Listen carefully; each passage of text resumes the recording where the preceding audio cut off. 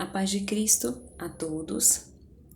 O tema desse vídeo hoje é um tema importante que eu vou falar um pouco sobre o magistério da Igreja Católica, sobre a autoridade do Papa Francisco, sobre a autoridade do Papa em si e a realidade política que está se desenhando no Brasil e as intenções por trás das notícias que estamos recebendo com relação ao Papa Francisco.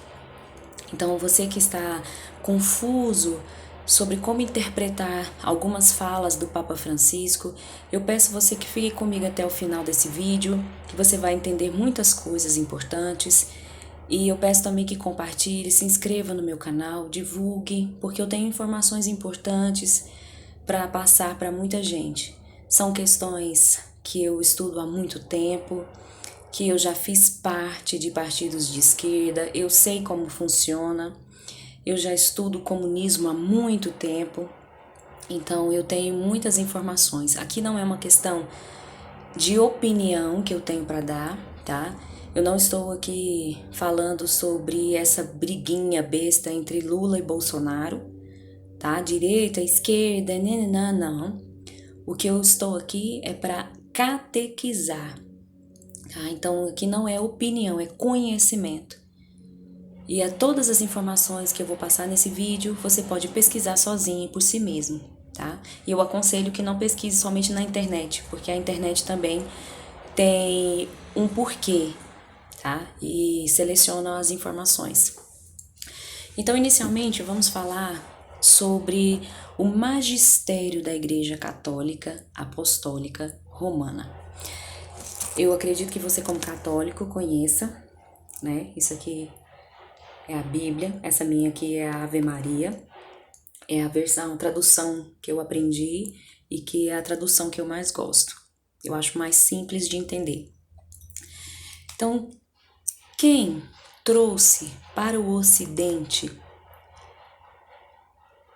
o conhecimento da Bíblia e quem disse para nós, aqui do Ocidente, que este livro é sagrado, foi a Igreja Católica Apostólica Romana. Meus irmãos, vocês podem até vir questionar comigo sobre isso, mas é uma realidade. Até 1517, se não me falha a memória, só existia a Igreja Católica, né?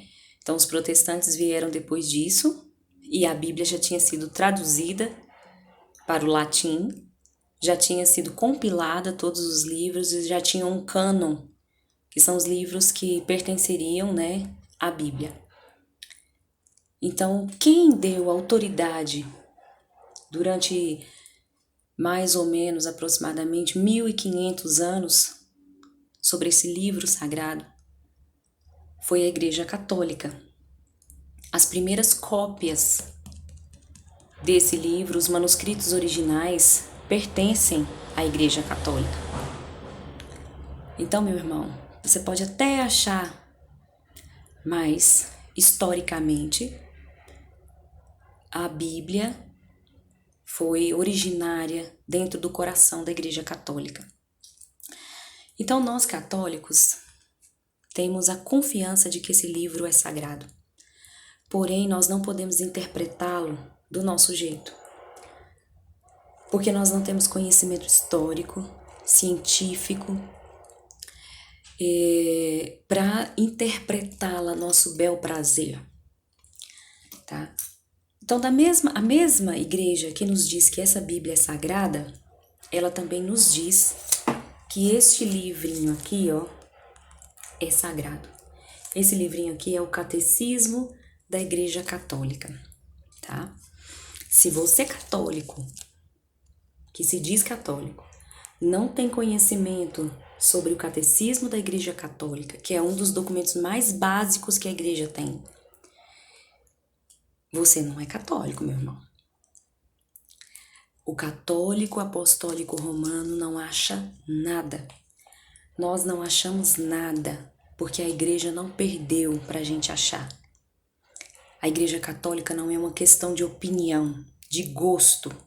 Não é um self-service que você chega lá e pega o cardápio, isso aqui eu gosto, isso aqui eu não gosto, isso aqui eu concordo, isso aqui eu deixei de concordar. Nós podemos até não concordar, mas nós obedecemos. É isso que é ser católico. Então, se você tem alguma dúvida com relação à fé, eu aconselho você a tirar essa dúvida no Catecismo da Igreja Católica, certo? É um livrinho muito simples de você entender, com uma linguagem muito simples, é muito prático, são coisas práticas da vida. Então, se você inicialmente tá aí na caminhada católica, eu aconselho a ter um livrinho desse aqui, certo? Então, vamos adiante. A Igreja Católica respeita a autoridade do Papa, porque está escrito na palavra de Deus: Tu és Pedro, e sobre esta pedra eu edificarei a minha igreja, e as portas do inferno não prevalecerão sobre ela. É isso que está escrito na Bíblia. Está escrito com todas as letras. Não há como questionar. E se nós tivermos a curiosidade histórica de procurarmos, nós podemos contabilizar a cronologia, o tempo e todos os papas, desde Pedro até o Papa Francisco. Então nós temos conhecimento histórico de todos os papas, certo? Então vamos partir para o próximo ponto, que é a infalibilidade do Papa. O Papa, quando diz e quando ele fala sobre a autoridade da Igreja, ele é verdade infalível. Questionar o Papa, duvidar do Papa, falar mal do Papa, é pecado mortal para um católico. Então, se você, meu irmão católico, está aí falando mal do Papa, vá se confessar, porque você não pode participar da comunhão. É pecado. Não cabe a um católico dizer o que o Papa tem que fazer ou deixar de fazer. Se o nosso coração diz que o que ele diz não está de acordo com a palavra, nós devemos rezar por ele. Essa é a função do católico.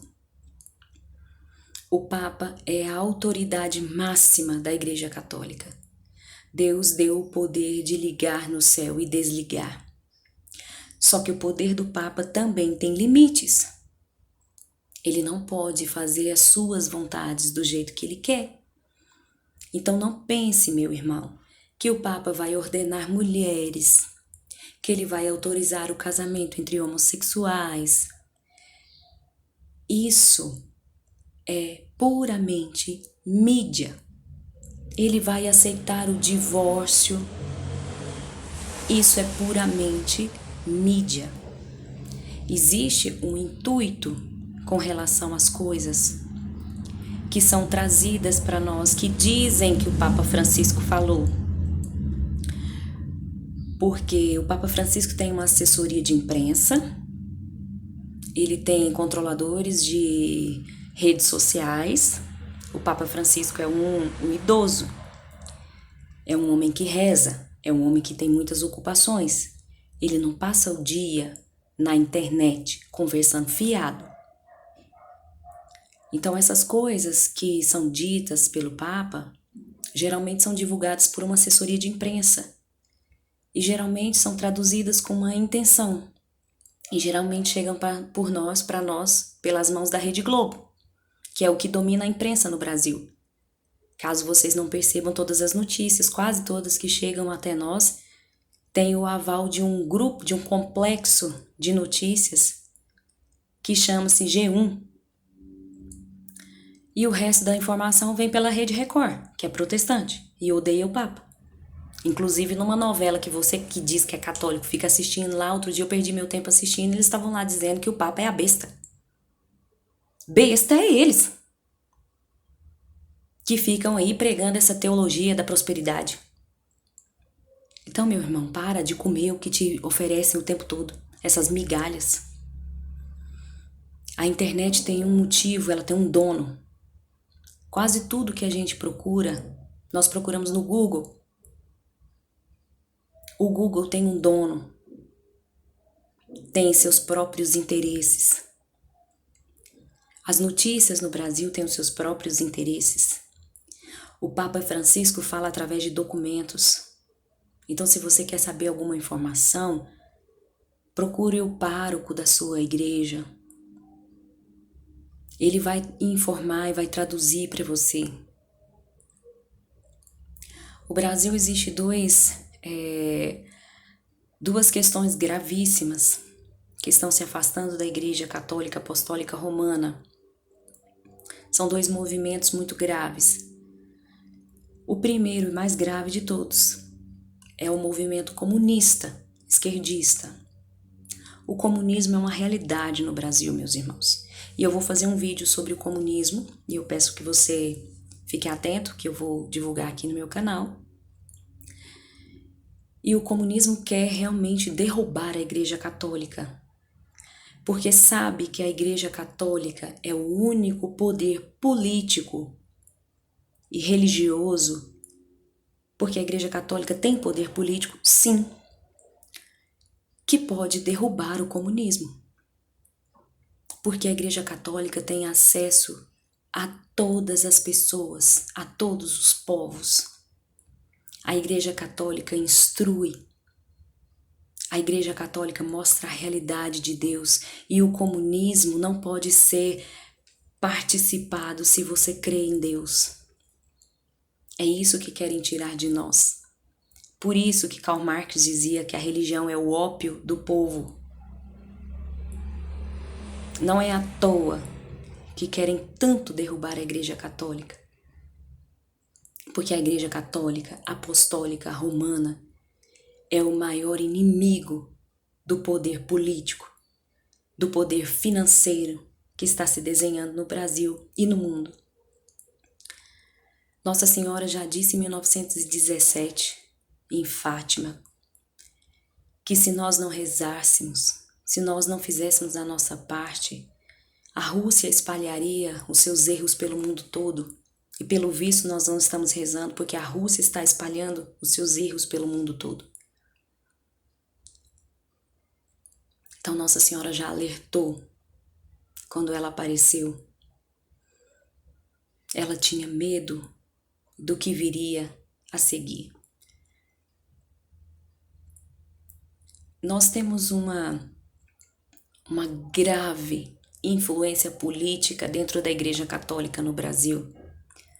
São bispos que participavam de movimentos esquerdistas, eram militantes de esquerda e que se infiltraram na Igreja Católica, nos seminários e hoje, infelizmente, se tornaram bispos e militam em favor do comunismo. O PT é comunista, sim. Está escrito no estatuto do partido. Se você não acredita em mim, leia. Eles não usam a palavra comunista, eles usam a palavra socialista, social, democrático. Essa palavra nada mais é do que uma questão comunista. Nós temos praticamente quase todos os partidos no Brasil hoje são comunistas. E o comunismo é gravíssimo, que eu vou falar sobre ele. Outra corrente grave no Brasil é a questão do ultraconservadorismo. E ele tem um porquê de existir. Quando a gente vê os conservadores que defendem o Bolsonaro, geralmente eles se posicionam contra o Papa. E eu não estou falando de todos que defendem o Bolsonaro, não estou falando mal do Bolsonaro, não. Eu estou dizendo que algumas pessoas usam o movimento conservador para implantar um outro tipo de política, que é a maçonaria. A maçonaria tem um plano de poder já faz tempo no Brasil. Eles têm os seus próprios interesses. Eles querem colocar o seu próprio governo. A maçonaria se desenha no Brasil desde o tempo do Império. Não é à toa que nós temos uma república no Brasil. Quem está por trás desse movimento é a maçonaria. Basta ver o Sérgio Moro. Isso que eu estou dizendo é sério. Eles têm um plano de desvencilhamento do movimento conservador da Igreja Católica. Por isso querem isolar o Papa Francisco. Tudo que passa aqui para o Brasil é falando mal do Papa Francisco. Foi o que fizeram com o Papa Bento. E é isso que está se desenhando no Brasil. E você, como católico, está aí se prestando a esse papel vergonhoso de não buscar conhecimento, de não buscar informações. Existe uma corrente ideológica muito forte dentro da Igreja Católica que é totalmente esquerdista, que chama-se Teologia da Libertação. A Teologia da Libertação usa os pobres, porque traz Jesus como um ser revolucionário social. Jesus não veio revolucionar o social. Jesus veio instituir o reino dos céus. Se Jesus quisesse brigar por política, ele tinha derrubado o Império Romano. Jesus disse claramente: dai a César o que é de César e dai a Deus o que é de Deus. Jesus não veio libertar os pobres da injustiça social. Era isso que os judeus esperavam de Jesus. Eles esperavam um líder político. Por isso que eles crucificaram Jesus. E eles não aceitam Jesus até hoje. Eles estão até hoje esperando a vinda do Messias. Porque eles esperam até hoje serem libertados da injustiça social. Só que hoje os novos judeus são os pobres, que estão aguardando o Messias revolucionário, social, que vem libertar da injustiça social. Jesus é Deus. Se ele tivesse intenção de derrubar a injustiça social e a política, ele já teria feito há muito tempo. A intenção de Jesus é salvar almas. A injustiça social, a política, é questão humana e cabe a nós, como seres humanos, católicos, cristãos, honrarmos o nosso dever, criarmos nossos filhos com dignidade, com sensatez e honradez. Um político não veio abduzido do espaço. Ele é um ladrão, mas muita gente quer entrar na política para roubar. É isso que se desenhou no cenário político nas eleições. Muita gente que se candidatou a vereador com a intenção de receber um salário sem fazer nada. Isso é roubo. Como que um país vai sair da política, da sujeira, da nojeira, se nós não criamos nossos filhos com honra, com dignidade, para não mexer no que é alheio? É assim que um cristão católico luta. E aí, por causa de Bolsa Família, de não sei o que, disso, daquilo, nós vamos vendendo os nossos filhos a qualquer político vagabundo que aparece. Vendemos o nosso voto. Isso é pecado, isso é uma vergonha diante de Deus. Vender o voto é um pecado gravíssimo, porque você está vendendo a dignidade dos seus irmãos. Você não está vendendo somente a sua dignidade, porque a sua vida você faz o que quiser dela, mas você está vendendo a dignidade dos irmãos. dos seus vizinhos, dos mendigos da rua. Com um voto, você está virando as costas para o que Cristo nos ensinou, que é amar o próximo como a ti mesmo. Primeiro a minha barriga, depois o amor ao próximo. É isso que está se desenhando no Brasil? Eu vou dividir esse vídeo em duas partes para não ficar muito grande.